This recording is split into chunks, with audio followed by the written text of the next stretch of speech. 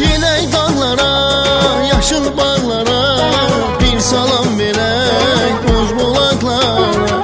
Bu iş yayılsın bütün ellere, dönüp dastana düşsün dillere.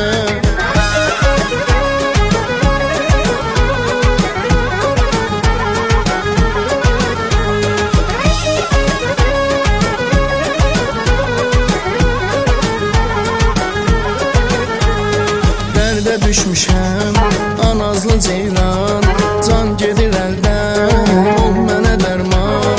Mənim dərdimin dərmanı səndə, o qara gözlərlə olmuşam eylan. Məni görənlər dəli sanarlar, eşqə düşənlər məni anarlar.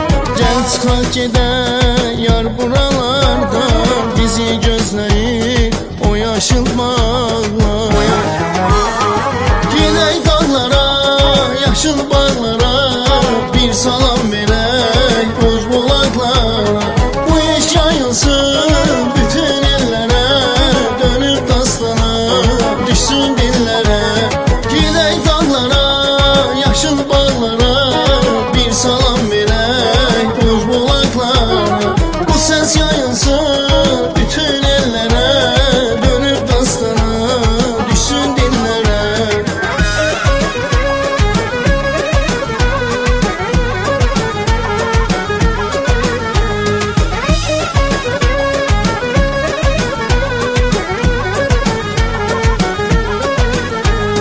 Mən qərib olan sən eller qızım, güneşim ayım həm də uldusun.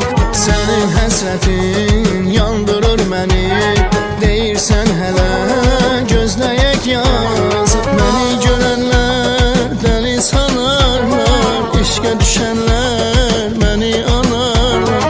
Gəl çıxaq gedək yar buralardan, bizi gözləyir o yaşıl bağlar.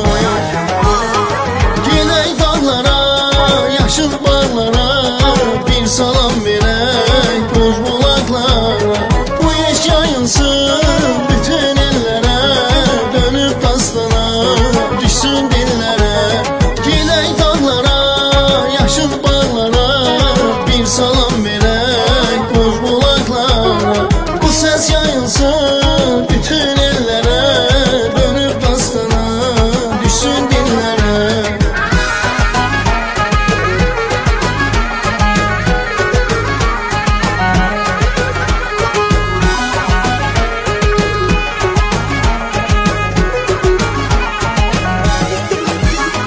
Gidək dağlara, yaşıl bağlara, bir salam verək boz bulaqlara.